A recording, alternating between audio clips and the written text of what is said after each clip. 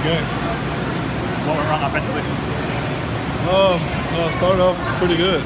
Stayed on track. Went down, got 2 quick scores. They had a chance to score again before half, and with some miscommunication up front, got a penalty, backed us up, and then didn't get it on 4th down. And then the second half, just being able to establish a run game consistently, and then they put us in some 3rd and long situations, and just didn't convert them. Gave them the balls back on short fields. They scored and got away from us. What happened? What was the miscommunication going on? One player thought it was a one play, and the other players knew what the real play was, and they were trying to communicate to him what the play was, and then the ball got snapped. Obviously you guys coach really hard. Yeah. How frustrating is it at this point? But you still have a lot of season left.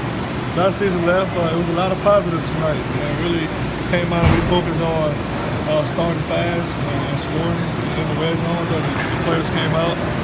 JT stood in the pocket and made some really big throws during this game. And then there's a lot that we're going to learn from as well. But it's a lot of positives that I'm going to walk away with. And I'm going to keep my head high. We're going to keep our head up. And the things that we got to get out of our system, the things we got to get better at, we're going to go to work to get better at it. Still, Pac-12 South is still in front of us. It's one of our goals, and we're going to work like heck to do it. One of the things that was said last week is we're doing the right things the right way. We're going to stick to the kind of the same practice pattern and all that. Yeah. So you're getting to the point where maybe some things have to change in terms of how you practice, what you practice. That's not my decision. As the offensive coordinator, what do you feel like you need to do to fix this? Keep working and keep giving us opportunities to get the balls in different people's hands. And that's what we did a great job of that tonight. The balls got into every running back, every tight end, the wideouts. We got deep into the receiver group of spreading the ball around. We were able to make it and sprint and go deep.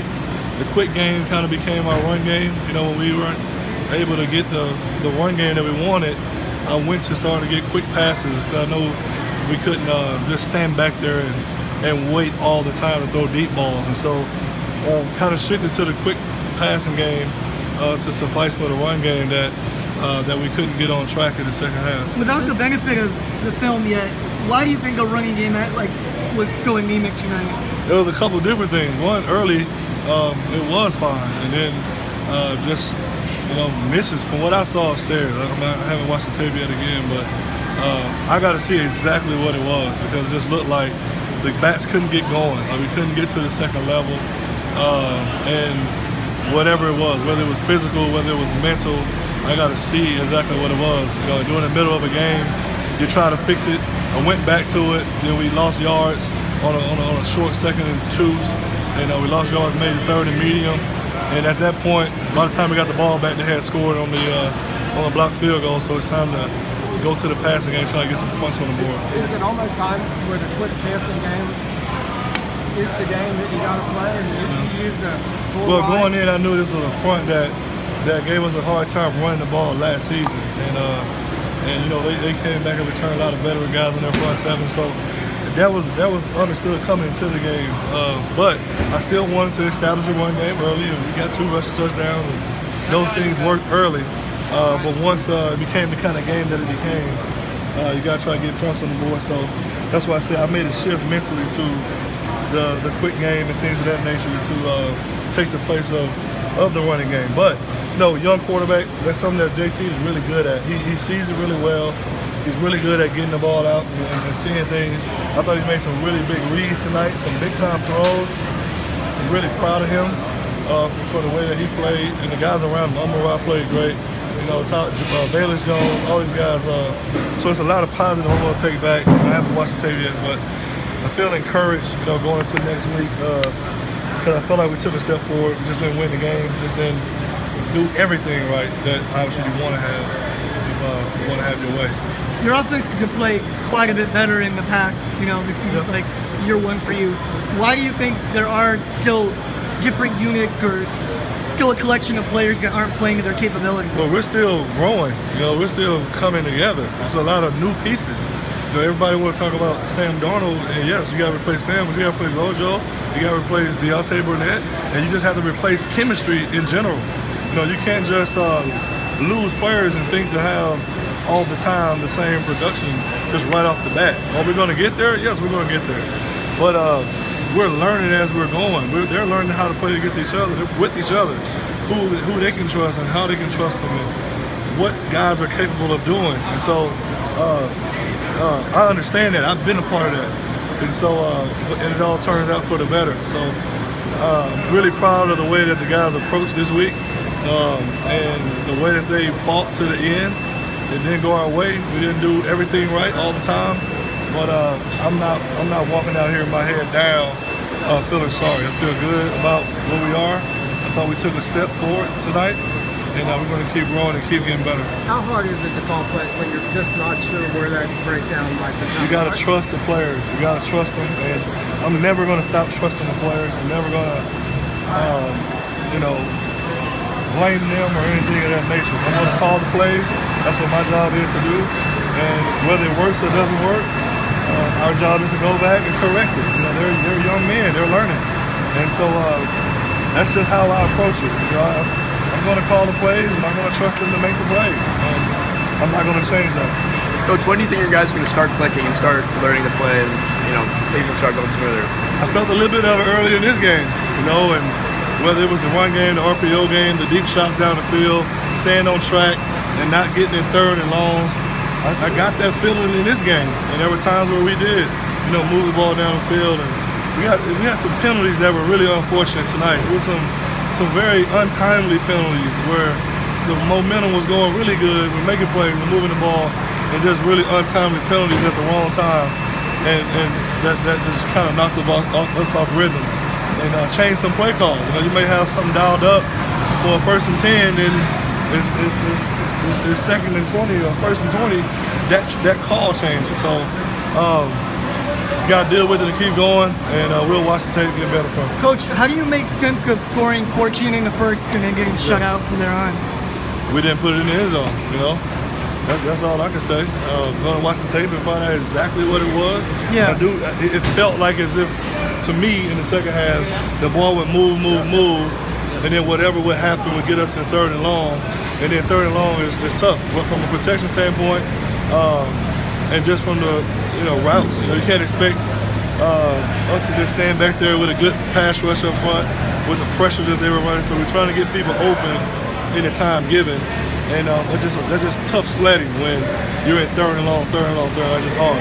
So that's what it felt like to me. I'm going to watch the tape and see exactly what it was. But that's really what the second half felt like to me. I mean, it kind of happened last week too. It wasn't the same game, but I know the second half kind of played out a little similar. Did you feel something that you kind of noticed, like this is happening again? Last week's behind. This is how I felt tonight. Really, I wasn't going to stop being aggressive. I told the guys that you got to fight aggressive with aggressive. They had an aggressive defense that likes the pressure, and we were going to block them up and take our shots and stay aggressive. And I promised them that, and that's something I wasn't going to change, something I'm not going to change. And we're going to come together and be really good, I feel. We're taking steps in the right direction, and we're going to keep taking those steps to get better. I know you guys didn't run a lot tonight because you couldn't, but moving forward, do you feel like that just has to change? Like you can't run 15 times? It has to. We have to have balance. You have to have balance. You got to take pressure off a young quarterback.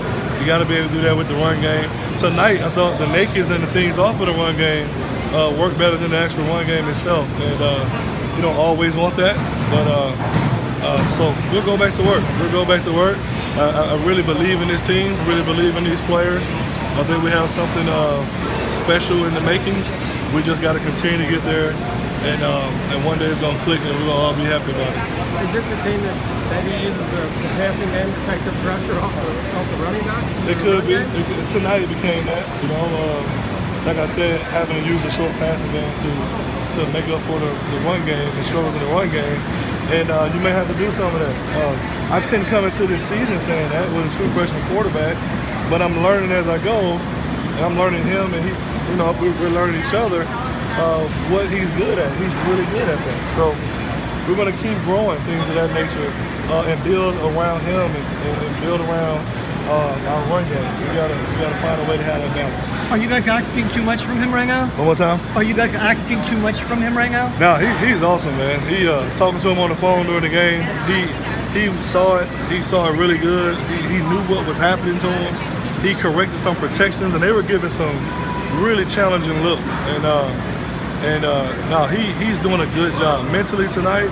I thought he did a heck of a job, you know. And so I can't, like I said earlier, I couldn't be more proud of where he's at as a kid who should be playing for his high school and already here at USC, starting as a true freshman. So I'm going to always be proud of him for what he's doing for us at such a young age.